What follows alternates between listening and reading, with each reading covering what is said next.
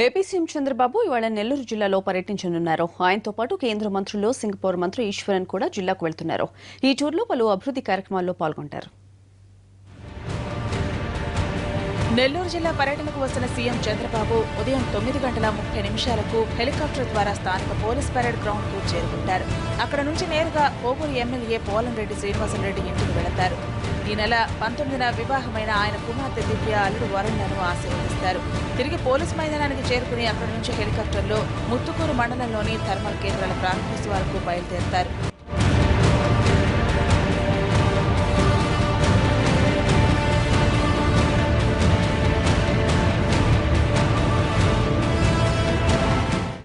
ముందుగా శ్రీ దామోదర సంజీవయ్య థర్మల్ విద్యుత్ కేంద్రాన్ని జాతికి అంకితం చేసిన అనంతరం 2వ యూనిట్కు భూమి పూజ చేస్తారు. తర్వాత అక్కడే ఏర్పాటు చేసిన బహిరంగ సభలో చంద్రబాబు ప్రసంగిస్తారు.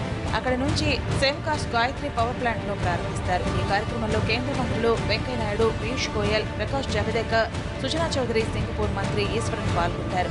ముఖ్యమంత్రితో పాటు కేంద్ర మంత్రులు హాజరవుతుండటంతో జిల్లాలో పటిష్ట బందోబస్తు ఏర్పాటు చేశారు పోలీసులు.